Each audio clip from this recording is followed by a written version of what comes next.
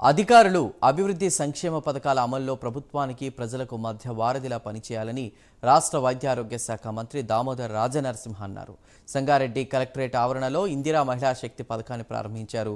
ఈ సందర్భంగా కలెక్టరేట్ ఆవరణలో ఏర్పాటు చేసిన క్యాంటీన్ను రాష్ట్ర దేవాదాయ అటవీ శాఖ మంత్రి కొండా సురేఖ్తో కలిసి ప్రారంభించారు. ఈ సందర్భంగా లబ్ధిదారులకు ఇందిరా మహిళా శక్తి రుణాలకు సంబంధించిన చెక్కులను అందజేశారు.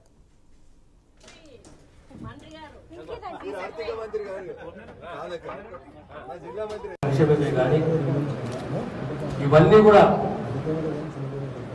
ఎక్కడ ప్రజలకు ఇబ్బంది కాకుండా అడ్మినిస్ట్రేషన్ లో లోపం లేకుండా బాధ్యతతోటి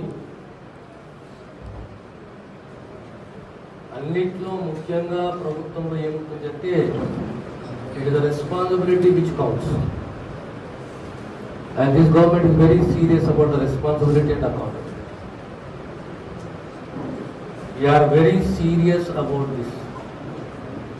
అయిపోతలే సమీక్ష సమావేశం తర్వాత మనం చూద్దాంలే అనే భావన రాకుండా, ఆ ఆలోచన రాకుండా మనం ఈ రోజు సమీక్షించుకునేది మినిట్స్ రాసుకున్నా ప్రతి నెల ఒక సమీక్ష ఉంటుంది.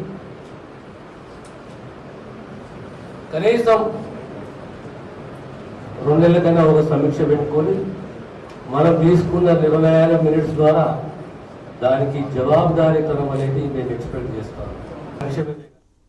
అనంతరం కలెక్టరేట్లో జిల్లాలో 6 గ్యారంటీల అమలు, వివిధ శాఖల పనితీరుపై వైద్య ఆరోగ్య శాఖ మంత్రి దామోదర రాజనరసింహ, అటవీ దేవాదాయ శాఖ మంత్రి కొండా సురేఖలు శాఖల వారీగా సమీక్ష నిర్వహించారు. వైద్య ఆరోగ్య శాఖ సిబ్బంది పనితీరుపై నిరంతరం నిఘా ఏర్పాటు చేసి రోగులకు ఎలాంటి ఇబ్బందులు తలెత్తకుండా చూడాలని, సీజనల్ వ్యాధుల పట్ల అప్రమత్తంగా ఉండాలన్నారు. ఈ సమీక్షలో అటవీ పర్యావరణ శాఖ మంత్రి కొండా సురేఖ మాట్లాడారు.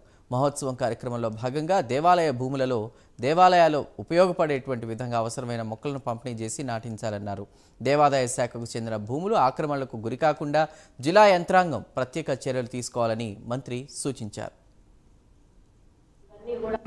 రెండవదిగా కానుంటే మొదటి సమావేశమైనా కూడా ఇప్పటికే సోదరులు రాజనరసింహ గారు మరొక టాస్క్ ఫోర్స్ వేసి కొన్ని ఇష్యూస్ మీద మరి రిపోర్ట్స్ కావాలి అని చెప్పి ఇప్పటికే వారు చెప్పడము, మరి అంతేకాకుండా ఈరోజు డిపార్ట్మెంట్ వారిగా ముందుగా ప్రభుత్వం ఏదైతే 6 గ్యారంటీలు అనేది ఎన్నికల్లో హామీగా తీసుకుందో వాటిని ఏ విధంగా అమలు చేస్తూ ఉన్నారు, మరి ఎందుకు ఏ విధంగా ముందుకెళ్తా ఉన్నారు అనే విషయము, అదేవిధంగా ఈ ప్రభుత్వం ప్రత్యేకంగా రైతులకు, హెల్త్కు, ఎడ్యుకేషన్కు ఇంపార్టెన్స్ ఇస్తుంది అని కూడా మరి ఈ సందర్భంగా తెలియజేయడం జరిగింది.